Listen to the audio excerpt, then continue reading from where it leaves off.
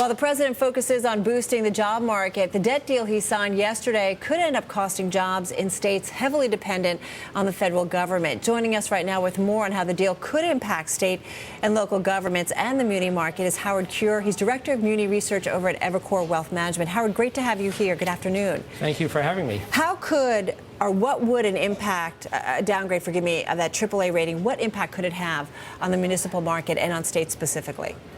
So we're really looking at the repercussions of the federal government trying to balance its budget.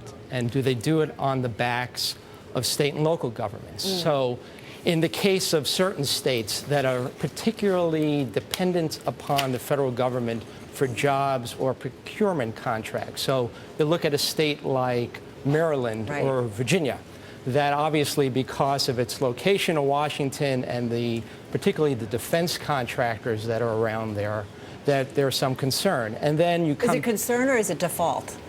No, it's not default. I mean, these are still very affluent areas who have dealt with downturns in federal jobs and contracts before. Don't forget, a lot of defense contracts particularly went through some pretty heady problems back when the Cold War was winding down. So they're used to that. And unfortunately, within the world, you never know when the next calamity could occur and these things could get revved up again.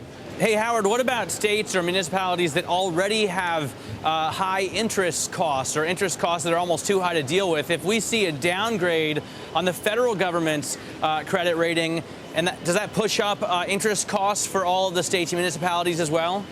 So the potentiality is there for that from a credit perspective. If it's viewed as, well, this is a weaker credit because of all these negative programs that the federal government may be pushing down, yes.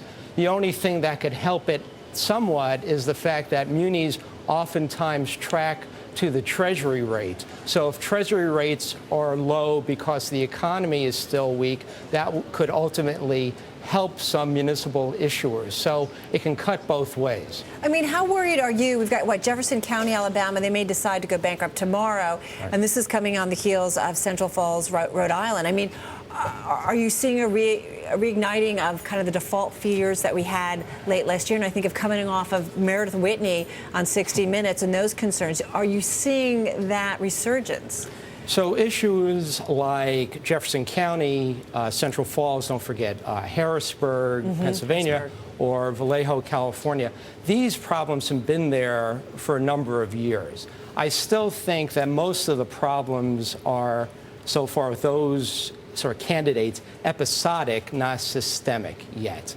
I think most places that have a relatively stable economy just need the political will to balance their budget. And by that I mean they have to make some tough decisions as far as raising revenues and or making strategic cuts. Just got about 20 seconds left here, Howard. So the most vulnerable areas of the municipal market right now, where do you think that is, just quickly? Well, if you're looking at it tied to the federal government, I look at the H's. So health care, hospitals that are dependent on Medicaid and Medicare payments. You have some higher education issuers that get a lot of federal grants for research, and then what's going to happen with student loans. And then you could have some housing issues out there that are dependent on federal loans or subsidies. All right, so watch those areas. We'll keep an eye on that. Howard, we're going to leave it there. Thank you. Thank you. You bet. Howard Cure, he's Director of Muni Research over at Evercore Wealth Management.